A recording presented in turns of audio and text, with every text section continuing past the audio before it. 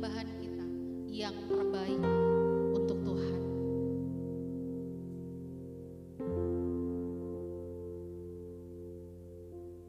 Kemanakah aku dapat pergi, menjauhi rohmu yang suci, kau sahabat,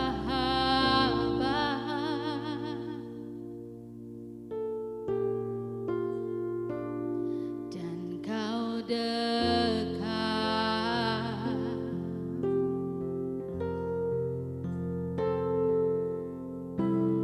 Bahkan seluruh pengabdianku tak bisa membalas kesetiaanmu, sungguh mulia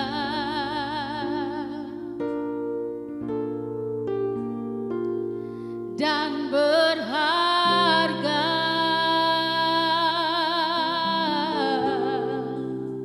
Sungguh besar pengorbananmu bagiku, terlalu dalam untuk dimengerti. Sungguh besar,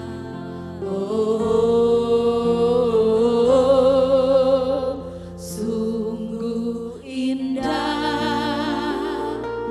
yang kau pikirkan tentangmu, tak terselami bagiku. Sungguh indah.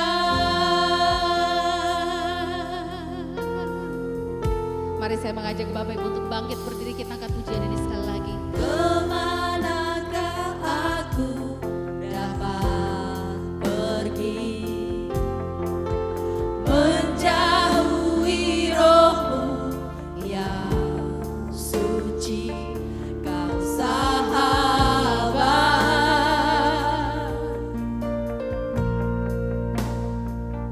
dan kau dekat.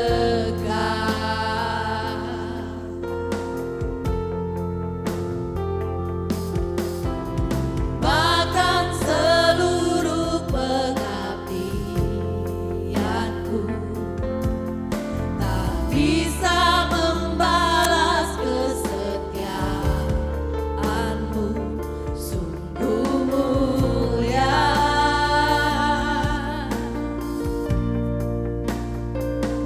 dan berharga.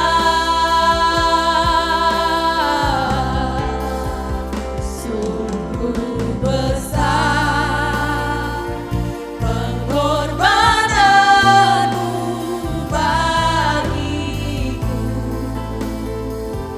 terlalu dalam untuk dimengerti. Sungguh besar, sungguh indah yang kau pikirkan tentangku, tak terselami bagiku. Sungguh indah,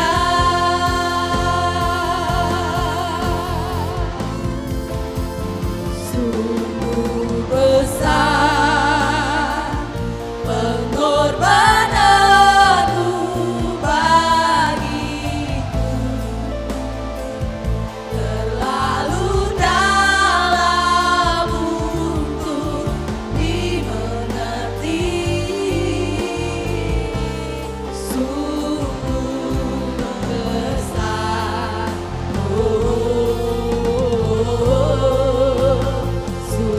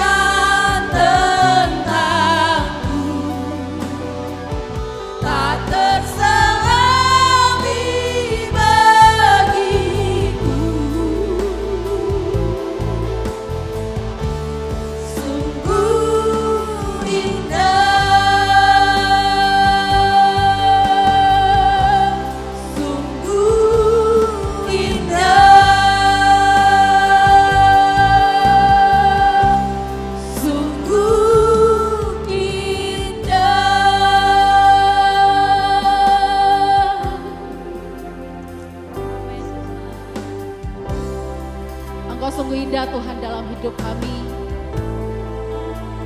Kasih-Mu tidak pernah berkesudahan dalam hidup kami. Dan kami bersyukur untuk segala sesuatu yang Engkau kerjakan bagi kami. Mari Bapak Ibu Saudara, bawa sembah-Mu, bawa pujian-Mu, bawa ungkapan syukur-Mu.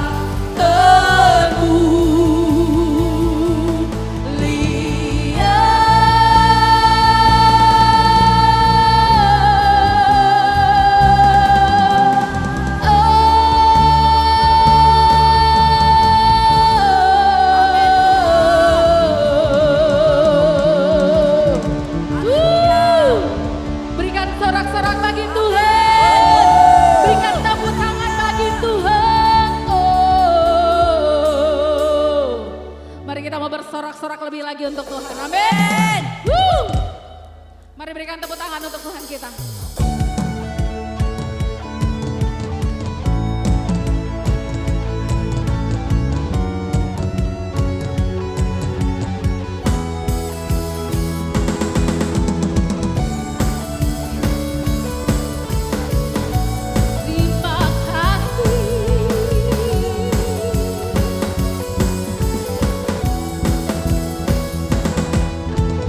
Kau batu karang yang teguh,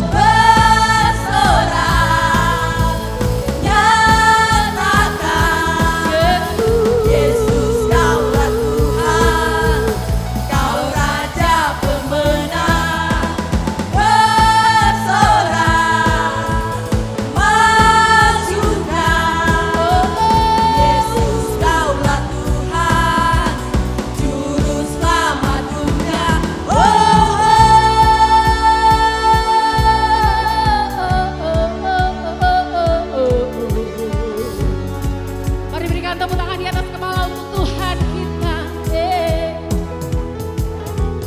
Engkau agung dan perkasa Tuhan.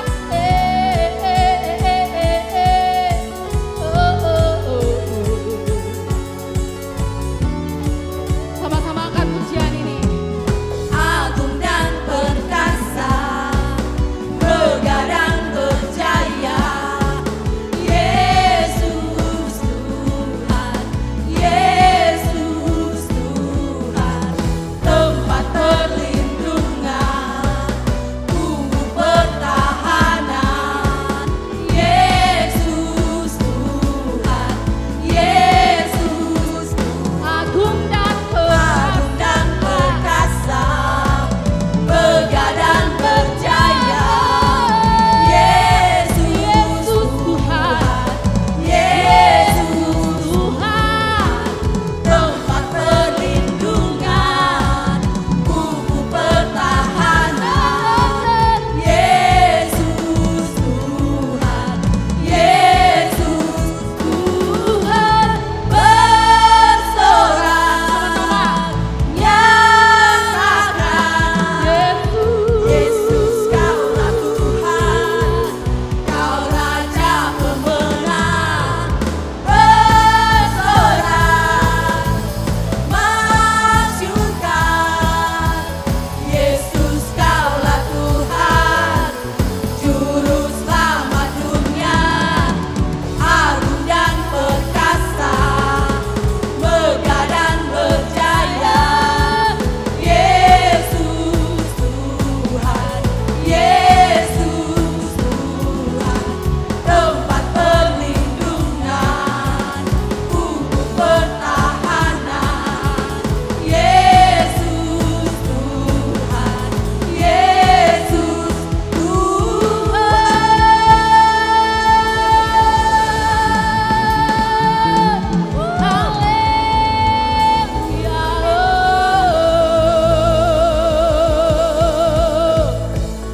Amin Tuhan. Amin Tuhan. Terima kasih Tuhan. Kami percaya Tuhan Engkau hadir di tengah-tengah kami Tuhan. Bahkan Engkau hadir Tuhan di rumah-rumah umat-Mu Tuhan yang saat ini Tuhan beribadah kepadamu Tuhan. Saatnya Tuhan kami akan mendengarkan kebenaran firman-Mu Tuhan. Biarlah kiranya Bapa apa yang kami dengar Tuhan itu boleh mendapat tempat terbaik dalam hidup kami.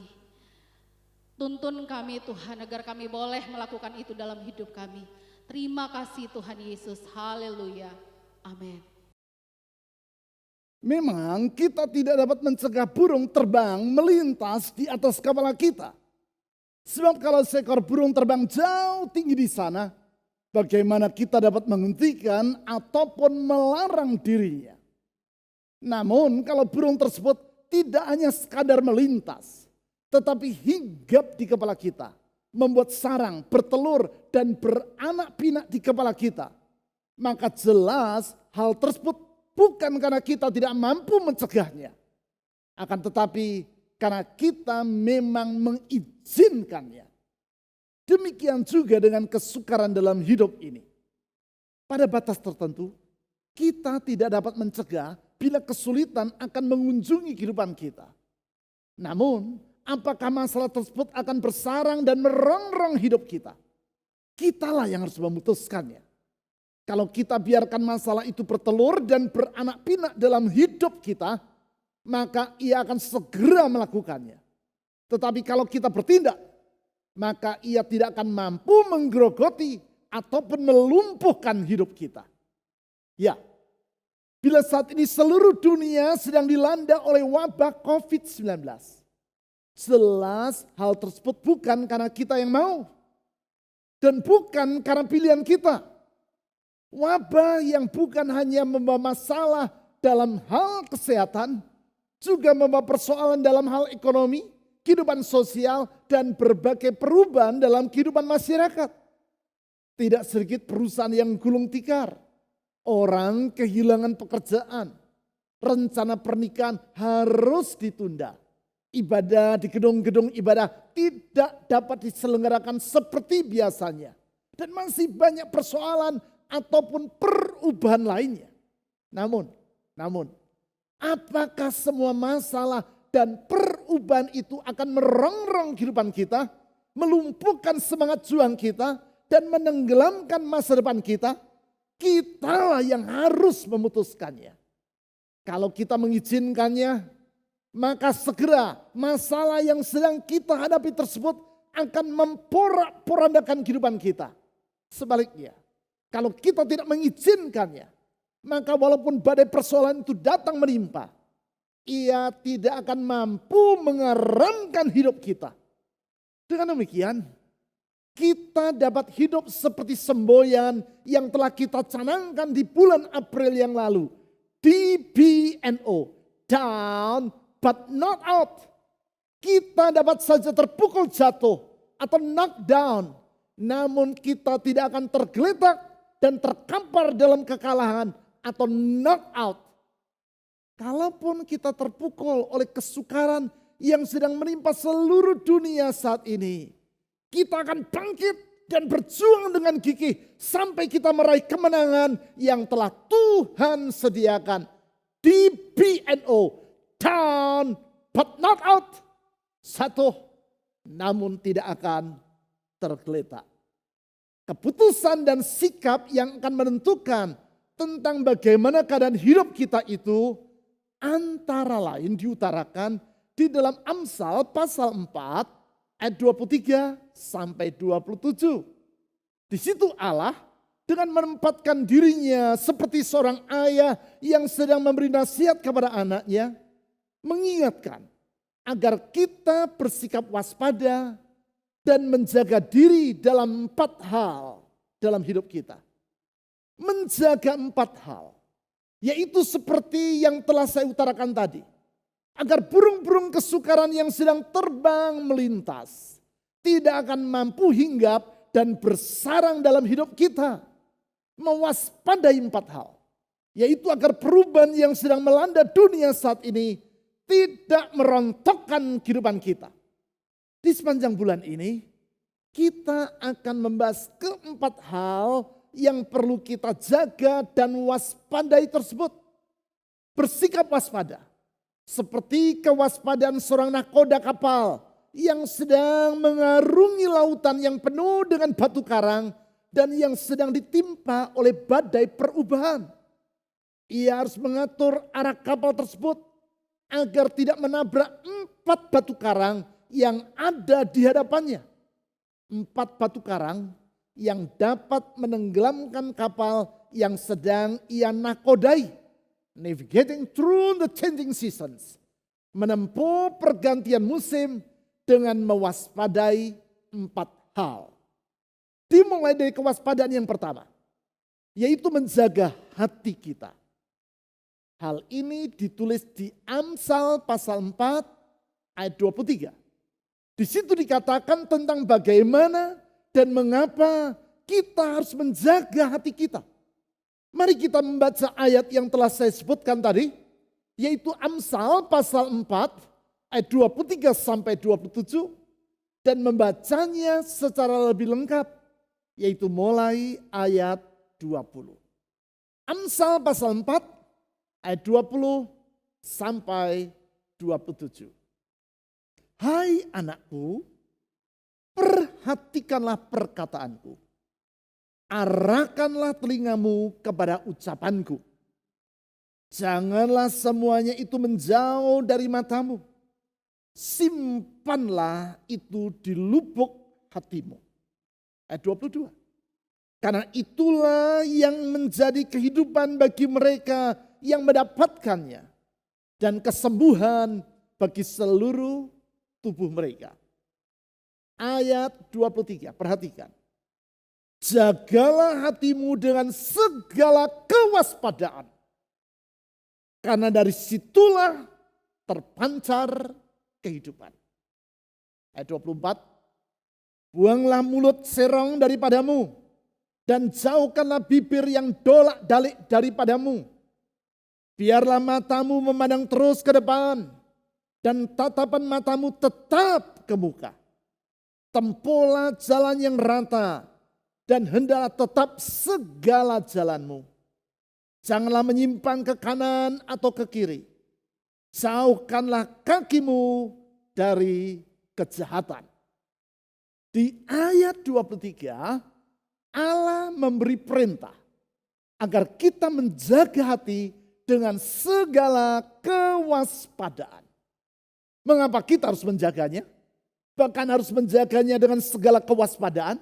Artinya tidak secara asal-asalan, bukan secara sambil lalu, bukan kalau kita sedang ingat dan berminat. Ada 3 alasan yang dapat ditarik dari ayat ini tentang hal tersebut. Yaitu, pertama, karena hati adalah pusat dari kehidupan kita. Hal ini dapat kita lihat dari alasan yang disampaikan dalam ayat 23 tentang mengapa kita perlu menjaga hati dengan segala kewaspadaan. Yaitu karena dari situlah terpancar kehidupan. Dari situ, yaitu dari hati kita, dikatakan akan mengalir aliran-aliran kehidupan. Artinya di ayat ini hati diumpamakan seperti suatu mata air. Patut kita sadari bahwa mata air dari suatu kota merupakan pusat kehidupan bagi penduduknya. Pusat kehidupan. Karena jelas air merupakan kebutuhan yang sangat hakiki bagi penduduk kota tersebut. Mati hidup mereka sangat ditentukan oleh tersedianya air atau tidak. Itu sebabnya mata air harus dijaga dengan segala kewaspadaan. Saudara dapat melihat hal itu kalau saudara berada di Bandung dan pergi ke daerah Dago Pakar yang terletak di utara kota ini. Melewati daerah Ciburial yang terletak di atas daerah Dago, saudara akan melihat salah satu instalasi pengolahan air minum kota Bandung. Dari arah selatan, letak instalasi itu adalah di sisi kiri jalan. Saudara akan melihat sebuah pagar besi dengan tulisan instalasi pengolahan air minum Dago Pakar. Sebaiknya saudara jangan coba-coba nyelonong masuk ke tempat itu. Saudara pasti akan dihentikan oleh petugas. Mengapa? Karena di situ terletak salah satu pusat pengolahan air minum bagi kota Bandung. Kalau sampai ia tercemar, maka dampaknya akan sangat fatal. Itu sebabnya tempat itu dijaga dengan cukup ketat. Hal yang sama dengan hati kita. Dengan menggambarkannya sebagai mata air, maka berarti Amsal pasal 4 ayat 23 menjelaskan bahwa hati merupakan pusat dari kehidupan manusia. Oleh sebab itu di dalam Alkitab, baik dalam perjanjian lama maupun perjanjian baru, diutarakan bahwa hati merupakan tempat bagi pikiran, kehendak, dan perasaan manusia. Ada cukup banyak ayat dalam Alkitab yang mengutarakan hal tersebut. Sebagai contoh, tentang hati sebagai tempat orang untuk berpikir. Hal itu ditulis di dalam 1 Samuel pasal 27 ayat 1. Dicatat di situ, bahwa Daud berpikir di dalam hatinya. Sedangkan tentang hati sebagai tempat orang untuk berkehendak, hal itu ditulis di dalam 1 Samuel pasal 14 ayat 7. Di situ dicatat persetujuan yang disampaikan kepada Yonatan oleh pengawalnya agar ia, Yonatan, melakukan niatan atau kehendak hatinya. Lebih jauh, tentang hati sebagai tempat orang berperasaan. Hal ini dapat dilihat di dalam Amsal pasal 15 ayat 13. Di situ disebutkan tentang hati yang merasa bergembira. Berpikir, berniat atau berkehendak, dan berperasaan. Kesemuanya itu dikatakan oleh Alkitab dilakukan orang di dalam hatinya. Bukankah ketiga hal itu, berpikir, berniat atau berkehendak, dan berperasaan merupakan kapasitas yang hakiki bagi manusia. Dan kesemuanya dilakukan di dalam hati. Oleh karena itu di dalam Alkitab hati juga sering disebut sebagai jiwa atau soul dalam bahasa Inggris. Hal itu menegaskan bahwa hati merupakan pusat dari kehidupan manusia. Pusat yang perlu dijaga dengan segala kewaspadaan. Alasan yang kedua, mengapa kita harus menjaga hati dengan segala kewaspadaan. Yaitu karena hati adalah sumber yang mempengaruhi kehidupan kita. Hal ini diutarakan di dalam Amsal pasal 4 ayat 23 tadi. Yaitu dalam kalimat, karena dari situlah terpancar kehidupan. Artinya, bagaimana keadaan hidup kita? Hal itu sangat ditentukan oleh keadaan dari hati kita. Sama seperti kalau sumber dari suatu kota tercemar, maka seluruh penduduk kota itu pasti akan mengalami akibatnya. Seindah ataupun setertata bagaimanapun juga keadaan suatu kota. Namun kalau sumber airnya dalam keadaan tidak baik, maka keindahan kota tersebut tidak akan ada gunanya. Saya pernah mengalaminya dan juga pernah menceritakan hal itu kepada sebagian dari saudara.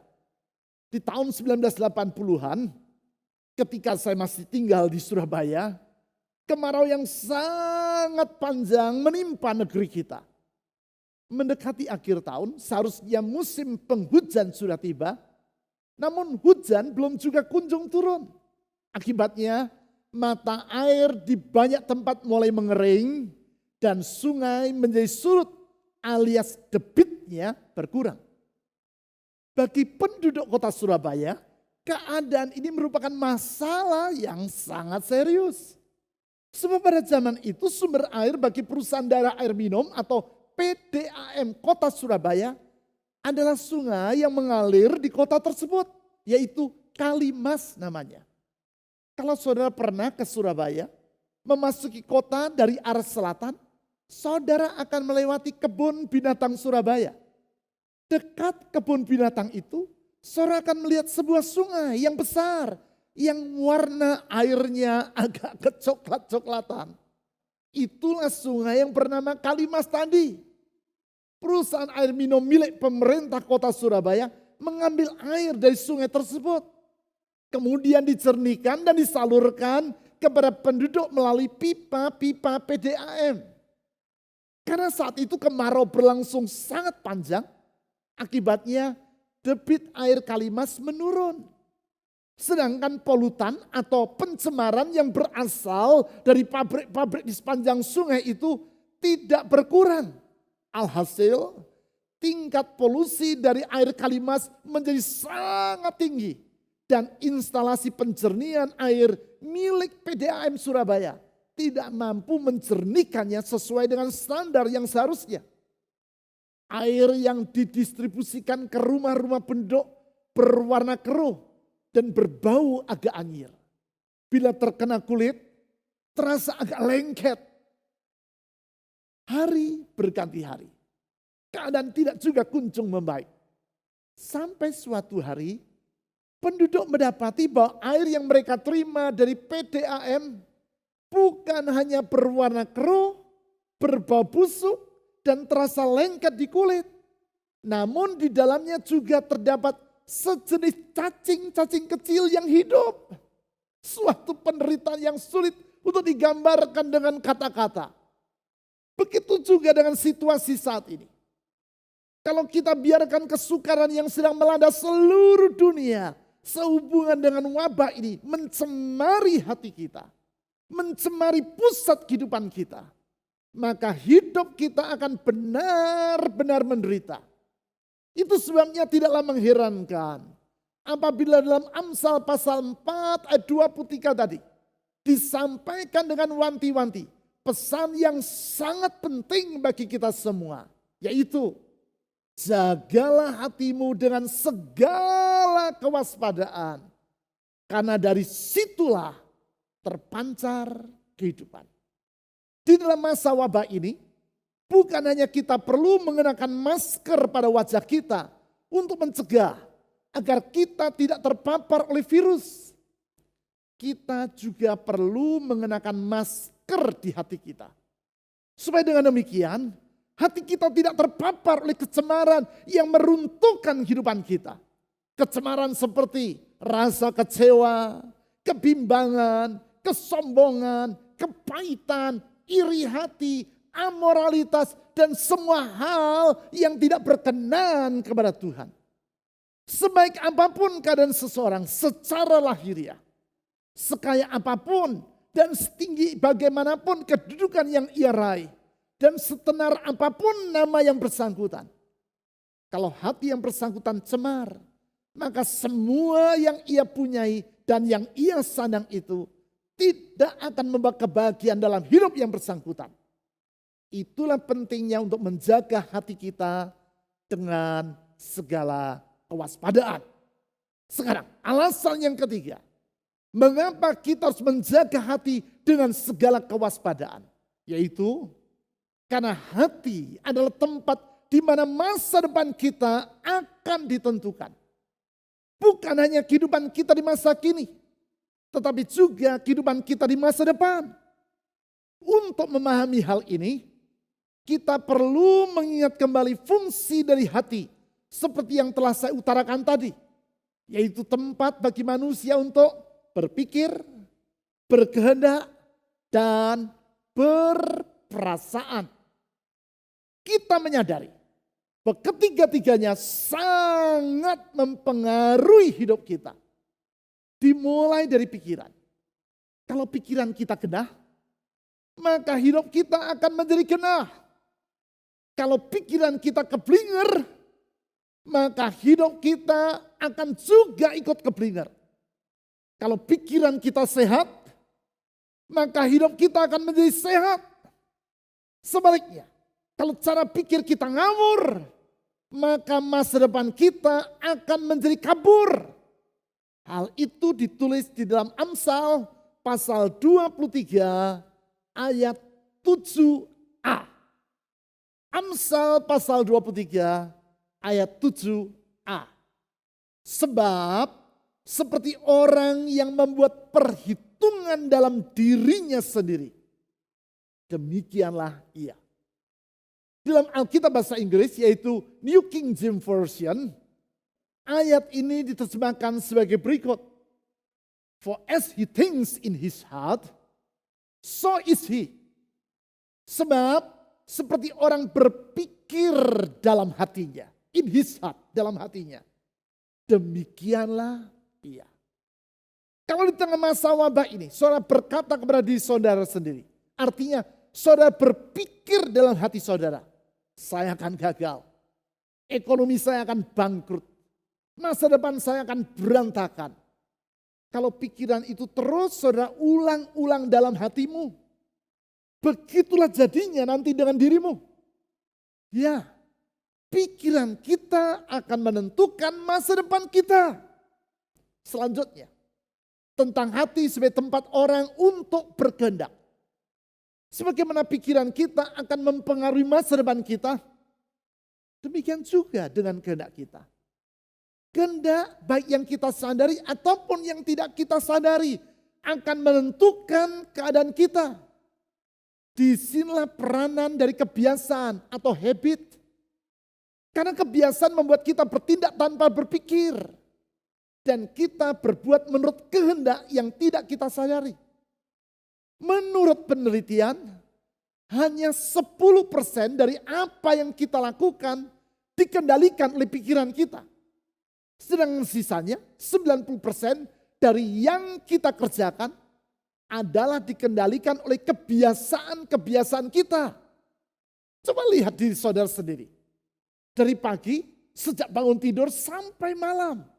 Ketika akan tidur, ingat apa saja yang saudara telah lakukan.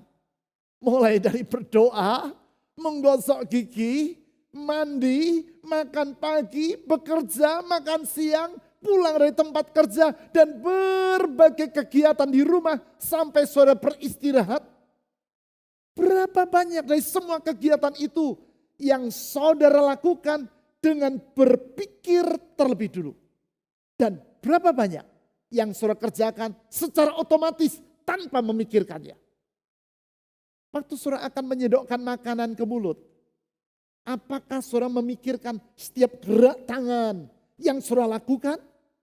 Ataukah semuanya itu berjalan otomatis dan tahu-tahu makanan di piring yang ada di depan saudara sudah habis? Semua itu berjalan karena kebiasaan tanpa dipikirkan terlebih dulu. Dan hanya didorongkan oleh keinginan atau kehendak di dalam diri saudara untuk makan. Kehendak yang akan membuat saudara bertindak berdasarkan kebiasaan dan yang akan sangat menentukan kehidupan kita. Yang terakhir, suka tidak suka, perasaan juga akan menentukan keadaan hidup kita. Tentang hal ini, di dalam Amsal pasal 17 ayat 22 ditulis seperti demikian.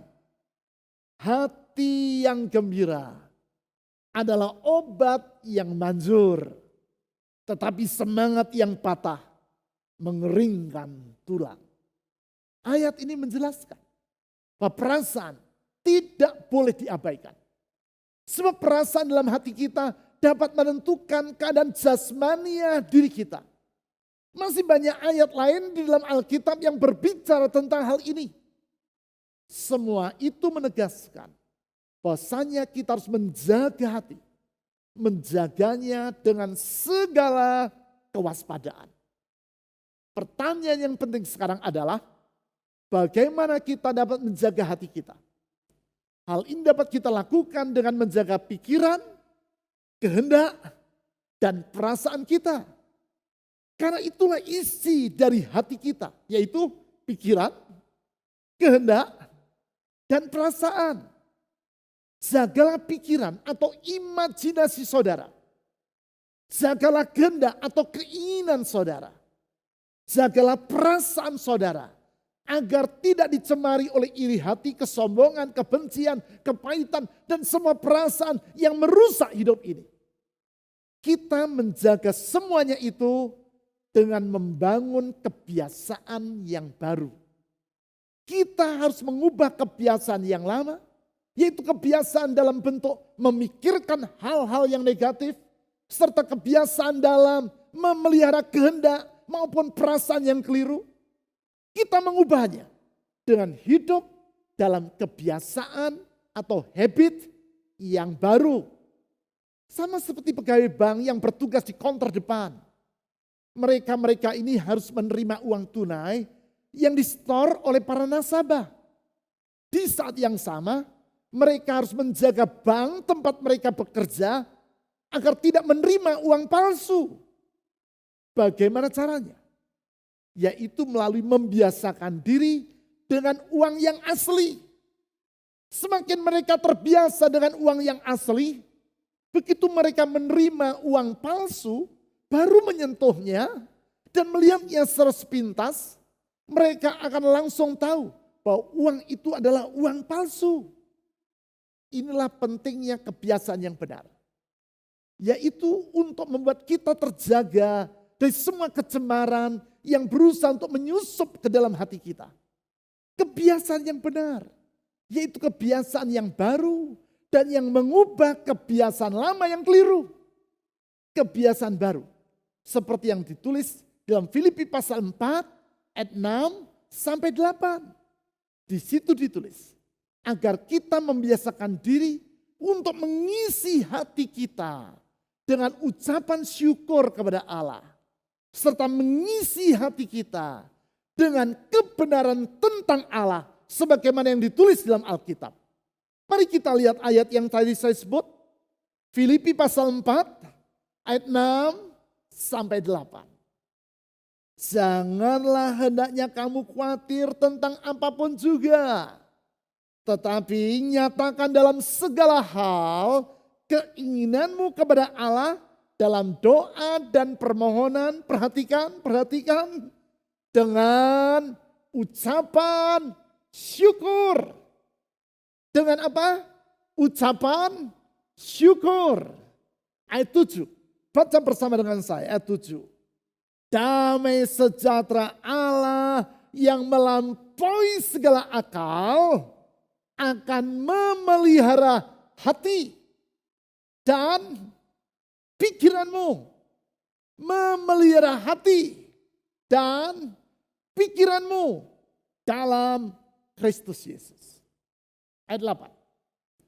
Jadi akhirnya saudara-saudara, semua yang benar, semua yang mulia, semua yang adil, semua yang suci, semua yang manis, semua yang sedap didengar, semua yang disebut kebajikan dan patut dipuji, lihat, pikirkanlah semuanya itu. Apakah semua yang benar, semua yang mulia, semua yang adil, semua yang suci, semua yang manis, semua yang sedap didengar, semua yang disebut kebajikan dan patut dipuji, yang disebut di ayat 8 ini, itulah semua kebenaran yang diungkapkan Allah melalui firman-Nya, yaitu Alkitab.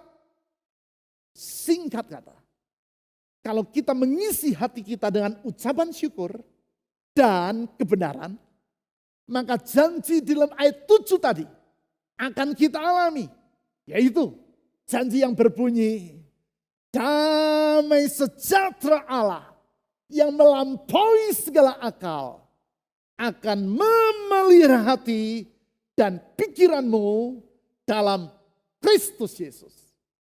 Hati kita akan terjaga dan terpelihara dari semua kecemaran. Di tengah badai persoalan yang sedang melanda saat ini, hati kita tidak akan menjadi kalang kabut, namun penuh dengan damai sejahtera. Rombongan persoalan yang sedang melintas tidak akan mampu bersarang, bercokol, dan beranak pinak dalam hidup kita.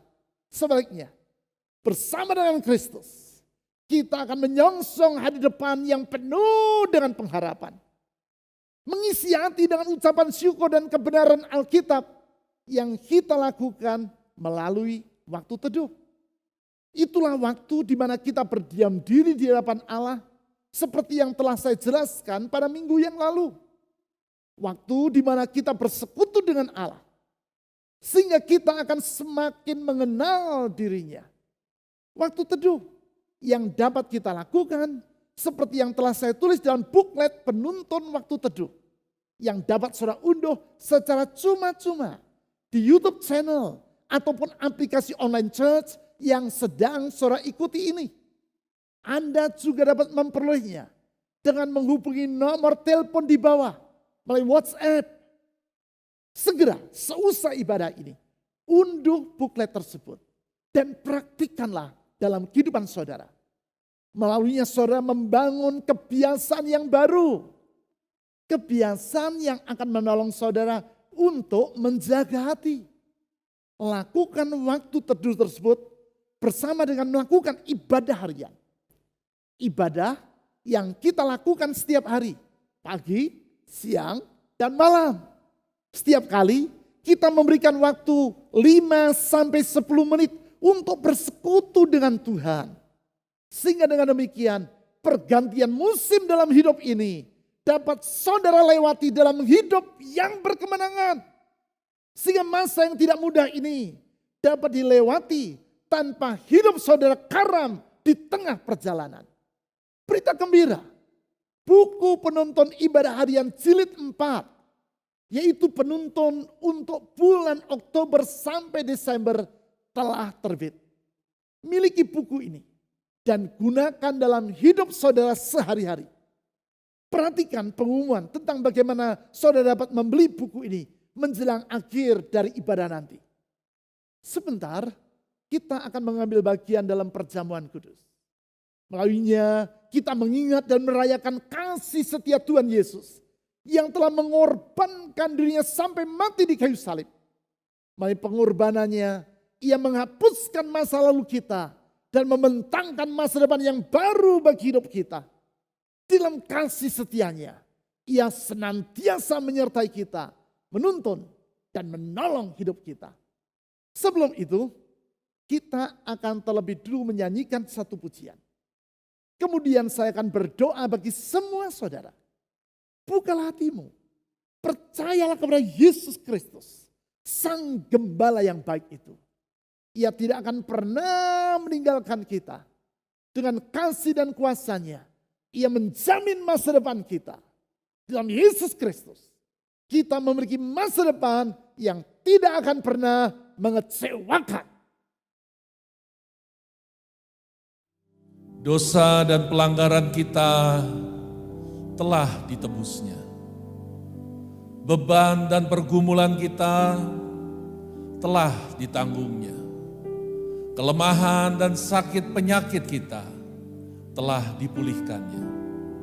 Semuanya dilakukannya di atas kayu salib sebagai bukti dari kasih-Nya kepada kita. Itu sebabnya saat ini kita mau mengingat bersama-sama kasih Kristus, anugerah Allah yang besar bagi hidup kita melalui perjamuan kudus. Mari kita bersama-sama mengambil roti perjamuan dan mengarahkan hati kita kepada Tuhan. Pada malam sebelum Tuhan Yesus diserahkan, Ia berkumpul bersama-sama dengan murid-muridnya. Ia mengambil roti, mengucapkan syukur atasnya, kemudian memecah-mecahkan dan membagi-bagikan kepada murid-muridnya seraya berkata, "Inilah tubuhku yang dipecahkan untukmu. Ambillah dan makanlah, dan lakukanlah setiap kali untuk menjadi peringatan akan aku." Tuhan, kami bersyukur buat korban-Mu bagi kami. Engkau dihancurkan supaya kami dipulihkan. Engkau dipecahkan supaya kami disatukan. Kami mengucap syukur buat korban tubuh-Mu bagi kami. Kami menyambutnya sekarang di dalam nama Tuhan Yesus Kristus.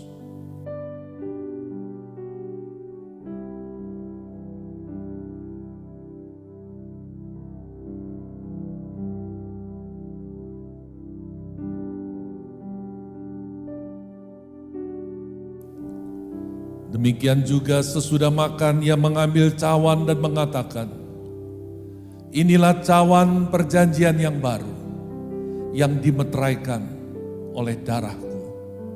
Ambillah dan minumlah, dan lakukanlah setiap kali untuk menjadi peringatan akan aku." Tuhan, kami bersyukur buat korban darah-Mu yang membasuh dosa-dosa kami, yang menguduskan hidup kami, yang membenarkan setiap kami. Karena itu kami mengambil cawan perjamuan ini, meminumnya dengan ucapan syukur kami kepada-Mu ya Tuhan. Di dalam nama Tuhan Yesus Kristus.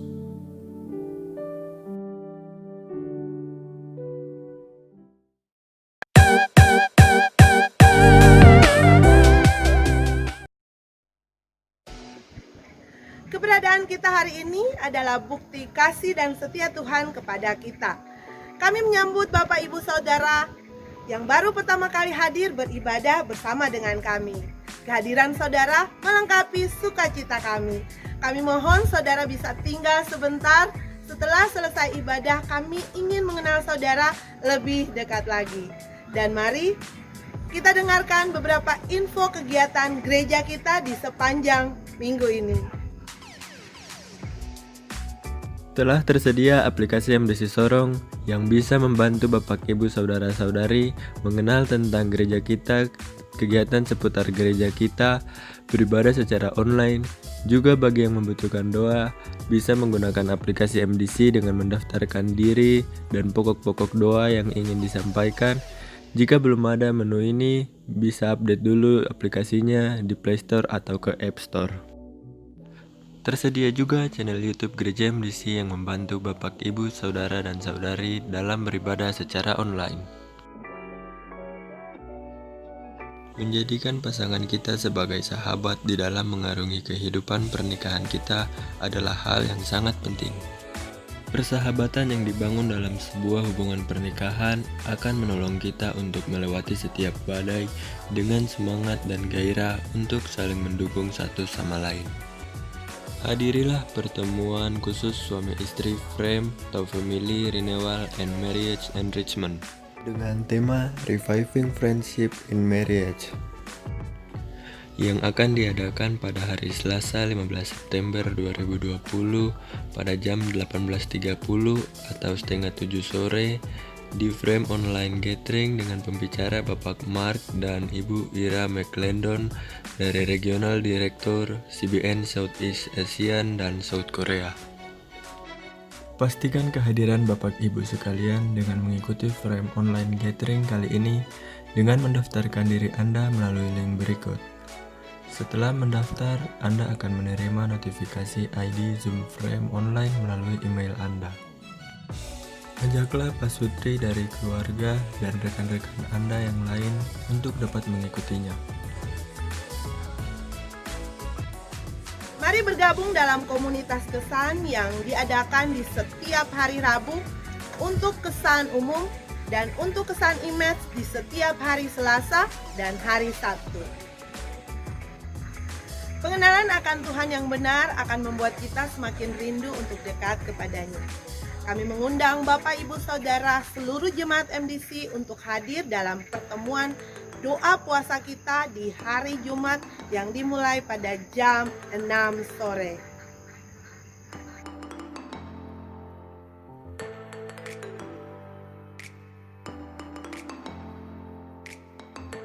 Hai rekan muda, mari hadir dalam ibadah celebration hari ini tanggal 6 September 2020 pada jam 7 malam di Graha MDC. Dan kalian akan diberkati lewat firman Tuhan yang akan dipimpin oleh Bapak Gemblit Reins Lewarisa dalam tema Bersama Kita Bisa. Pastikan kalian hadir ya.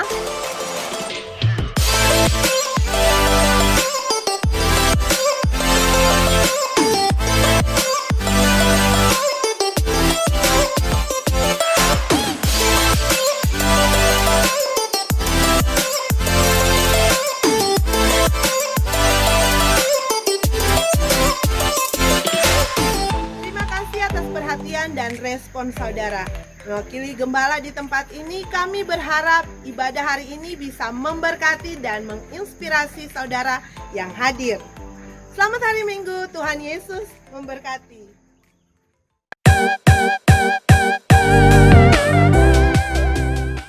Mari kita siapkan persembahan kita mau beri yang terbaik untuk Tuhan.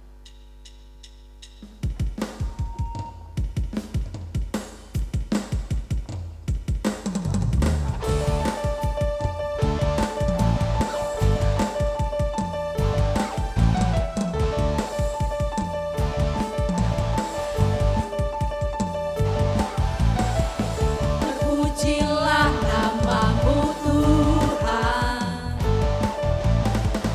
kuatan penuh kemuliaan.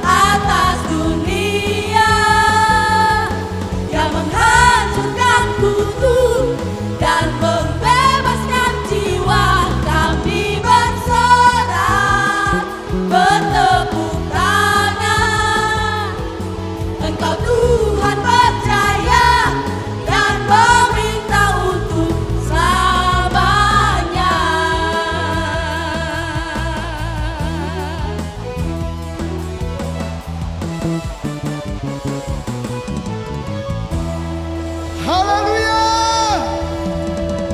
Haleluya. Amin. Amin. Bapak, Ibu, dan Saudara yang dikasihi oleh Tuhan kita Yesus Kristus, saya mengundang kita bangkit berdiri. Kita akan menutup ibadah kita pada hari ini. Kita berdoa. Kami memuji kebesaran-Mu ya Bapa, ajaib Tuhan, ajaib Tuhan. Kalau kami ada Tuhan sampai saat ini Tuhan, di awal bulan September, kami bersyukur bukan karena gagah dan kuat kami. Semua karena pertolongan penyertaan Tuhan dalam hidup kami. Kalau saat ini Tuhan kami ada sebagai umat pemenang yang datang memuji, menyembah Engkau di dalam roh dan kebenaran. Kami bersyukur Tuhan buat waktu ini Tuhan berikan kami perjumpaan yang indah dengan Engkau ya Bapa. Kalau saat ini juga Tuhan kami sudah mendengarkan kebenaran firman yang mengajar kami, yang meneguhkan iman kami untuk kami dapat melakukan di dalam kehidupan kami dan menuntun segala kehidupan kami Tuhan di dalam firman-Mu ya Bapa. Terima kasih Tuhan Yesus buat firman-Mu. Kalau saat ini juga Tuhan kami menerima perjamuan kudus yang Tuhan siapkan bagi hidup kami Tuhan. Kiranya apa yang kami terima melalui tubuh dan darah Kristus, biarlah itu dimateraikan di dalam kehidupan kami. Sehingga kami Tuhan bersama-sama dengan Engkau manunggal di dalam pengorbanan-Mu ya Bapa. Terima kasih Tuhan Yesus. Kalau saat ini juga Tuhan kami membawa persembahan kami sebagai ungkapan syukur kami di hadapan-Mu atas berkat-berkat Tuhan Yesus yang melimpah di dalam kehidupan kami, di dalam keluarga, di dalam usaha pekerjaan kami. Kami memberikan yang terbaik bagi-Mu saat ini ya Bapa. Terima kasih Tuhan Yesus. Kami juga Tuhan berdoa bagi umat-umat-Mu Tuhan yang ada di rumah masing-masing, di dalam pergumulan, di dalam apapun Tuhan yang mereka lakukan di dalam kehidupannya di 1 minggu ke depannya Bapa. Biarlah pertolongan Tuhan, penyertaan Tuhan dapat Tuhan mereka melakukan yang terbaik bagi-Mu, menyenangkan Engkau, memuliakan Engkau di dalam sikap, perbuatan, perkataan, dan tindakan mereka ya Bapa. Terima kasih Tuhan, kami berdoa untuk umat-Mu agar mereka tetap kuat di tengah-tengah kesukaran, kesulitan dalam hidup ini. Biarlah Tuhan yang menyertai, yang hadir di dalam kehidupan mereka ya Bapa. Bapak, Ibu, dan Saudara yang dikasihi oleh Tuhan kita Yesus Kristus, arahkanlah hati dan pikiran-Mu. Terimalah berkat yang terbaik dari Tuhan kita Yesus Kristus. Damai sejahtera dari Allah Bapa, cinta kasih dari Tuhan kita Yesus Kristus, penyertaan, pertolongan, penghiburan dari Allah Roh Kudus menyertai kita mulai saat ini sampai selama-lamanya. Amin. Tuhan Yesus memberkati kita.